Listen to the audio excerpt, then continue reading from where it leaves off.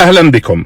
شنقريحة في نواكشوط. نعم، البارح مشى شنقريحة بنفسه إلى العاصمة الموريتانية لملاقاة حكام موريتانيا ولا ملاقاة الرئيس الموريتاني الشيخ ولد الغزواني، لأن الأمر بالنسبة للنظام العسكر خطير ويتطلب تحرك الحاكم الفعلي نتاع الجزائر. هما ما قالوش علاش مشى، لكن الحقيقة التي لا يعلنها النظام العسكري هي طبعا متعلقة بالمغرب والصراع المزمن الذي يذكيه هذا النظام المختل عقليا. ذهاب شنقريحة إلى نواكشوط مرده يعني أنهم يريدون تكرار تلك المحاولة التي قام بها النظام في سنة 2021 قصد الضغط على المغرب وإقناعه بضرورة العودة إلى ما قبل أو وضعية ما قبل 13 نوفمبر 2020 بالنسبة لمعبر القرقرات. هم حاولوا وفي ذلك الوقت في 2021 وقفوا ورقة أنبوب الغاز، وكنا يتذكر كيفاش عبد المجيد تبون في لقائه مع الصحافة بداية أكتوبر 2021 عندما سئل عن هل سيتم تجديد العقد اللي كان انتهى بعد 25 سنة من العمل، عقد أنبوب الغاز الذي يمر عبر المغرب نحو أوروبا.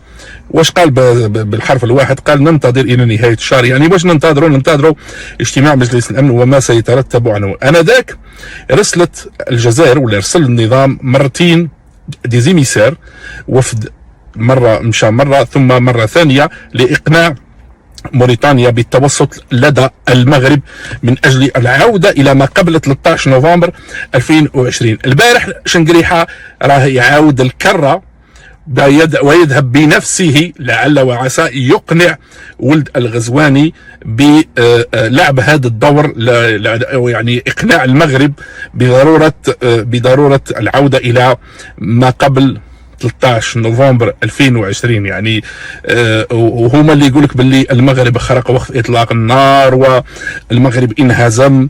اللي لو كان المغرب منهزم علاش تروحوا عنده وتحوسوا الوساطة معاه عبر موريتانيا. هناك أمر آخر يعني خيارات يشتغل عليها شنقريحة ومن يشتغل ومن معه في بيخص هذه الزيارة نتاع نواكشوط. وفي حالة رفض المغرب، والمؤكد أن المغرب سيرفض ذلك لأنه في موقع قوة الآن وهو اللي يملي شروطه، مش نظام العسكر الذي انهزم دبلوماسيا في السنوات الأخيرة وانهزم عسكريا منذ 1991. شنقريحة سيطلب أو يكون أنه يعني منين وصل البارح طلب من القيادة الموريتانية باش يغلقوا معبر القرقرات اللي هو الذي يتنفس منه اقتصاد موريتانيا، وهو بوابة المغرب نحو دول القارة الإفريقية عبر البر. موريتانيا طبعا سترفض هذا الطلب، ويسبق أنها رفضت ذلك في سنة 2021. وكاين امر اخر يعني ينم عن وقاحة هذا النظام، انه يريد النظام من موريتانيا ان يعني تغض الطرف عن تنقلات البوليساريو داخل اراضيها لمهاجمة القوات المسلحة الملكية المرابطة بالجدار الدفاعي المغربي بالصحراء. طبعا هذه مرة اخرى لا اعتقد ان القيادة الموريتانية ستسمح أو تقبل بتواجد عناصر ميليشيا البوليساريو الإرهابية على أراضيها ومهاجمة المغرب أو الوصول إلى القرقرات، لأنه مستحيل على أرض الواقع، على أرض الميدان، أن تصل ميليشيات البوليساريو إلى ممر أو معبر القرقرات أو إلى يعني الاقتراب من المحيط الأطلسي دون المرور عبر الأراضي الموريتانية، نظرا لطبيعة الجدار الدفاعي المغربي المحصن والذي يرابط فيه أكثر من 100,000 جندي. ويعني شك 2-3 كيلومتر كاين ثكنة أو بوست للمراقبة ومجهز بأحدث الرادارات التي يمكن أن ترصد أي تحركات على مسافة فوق 40 كيلومتر. إذن شنقريحة يعني التحرك نتاعو جاي قبيل انعقاد مجلس الأمن الذي سينعقد في نهاية الشهر لتمديد تواجد بعثة مراقبة وقف إطلاق النار اللي يسموها المينورسو واللي يصر النظام العسكري والإعلام نتاعو على وصفها بأنها البعثة لتنظيم الاستفتاء، والاستفتاء ما تحكي عليه لا الأمم المتحدة ولا مجلس الأمن منذ أكثر من عقدين من الزمن. النظام هذه المرة متخوف من صفعة كبيرة غادي تجيه من فرنسا، لأن فرنسا تبنات الموقف الصريح والواضح وأعلنت اعترافها بسيادة المغرب على الصحراء، وسيؤكد ذلك مندوب فرنسا في الكلمة التي سيلقيها عقب التصويت على القرار، مشروع القرار الذي تسوغه الولايات المتحدة الأمريكية بصفتها صاحبة القلم. وهذا المرة الجديد في هذا الاجتماع هو وجود الجزائر كعضو غير دائم في مجلس الأمن، يعني اون ديريكت على المباشر. عمار بن جامع اللي غادي يكون حاضر غادي يسمع، وغادي نشوفوا على المباشر كيفاش غادي ياخذ نظام العسكر صفعة مدوية، وغادي يبان الحجم نتاعو، ويبان باللي المنتظم الدولي لا يكترث بما يسوق له في الإعلام نتاعه على أنه يجب العودة إلى مخطط التسوية لسنة 1690 لسنة 1991. في نهاية شهر أكتوبر ستترقب وعلى المباشر كيف سيظهر حجم هذا النظام الذي لا يبحث عن الحل مع المغرب، لا يريد حلا، بل أكثر من ذلك.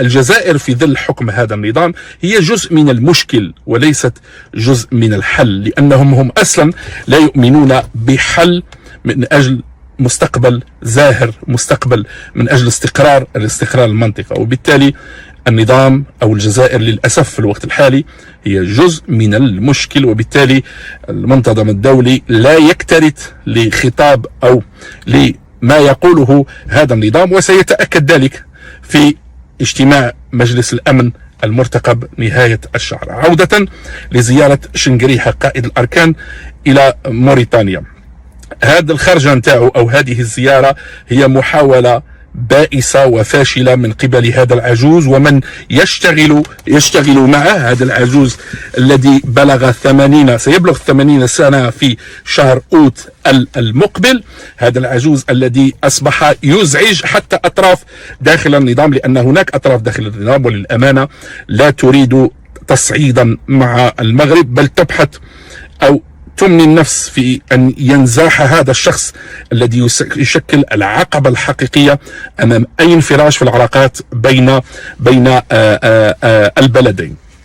هذا الرجل الذي بات من الضروري إزاحته، ويعني لو كان تبون يعرف حجم الصلاحيات اللي عنده كرئيس للجمهورية ما كان ليبقى هذا الرجل دقيقة واحدة. هذا شنقريحة الذي له عقدة من المغرب تمتد إلى سنوات طويلة، عندما كان بالناحية العسكرية الثالثة قائدا للناحية العسكرية الثالثة بشار تندوف، بقى فيها لمدة 14 سنة وتشكلت له عقدة من المغرب، لأنه كان طول طون اون اليرت، وبالتالي له كره دفين تجاه المغرب. لكن نتمنى إن شاء الله أن يتم التخلص منه، لأنه بقاؤه على رأس قيادة الأركان يجعل الجزائر في خطر، لأن خياراته خاطئة، وخياراته تهديد البلاد التي يجب أن يحكمها ناس عقلاء، ناس يفكرون في مصلحة الوطن، ناس لازم يفكروا في أنه من الضروري أو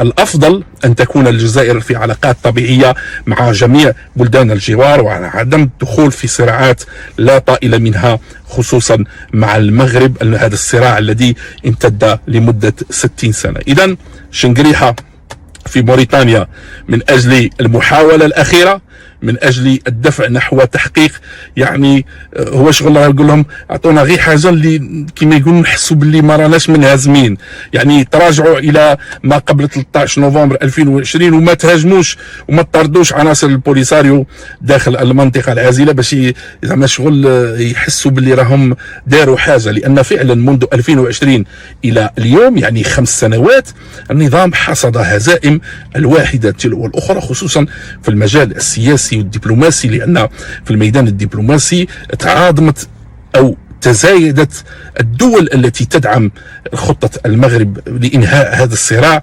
وتقلصت عدد الدول التي تقف إلى جانب تقف إلى جانب نظام العسكر اللي هو الطرف الرئيسي واللي هو جزء من المشكل، بل هو المشكل بنفسه. انت هو لو بروبليم توت انتيير، يعني انت نظام العسكر.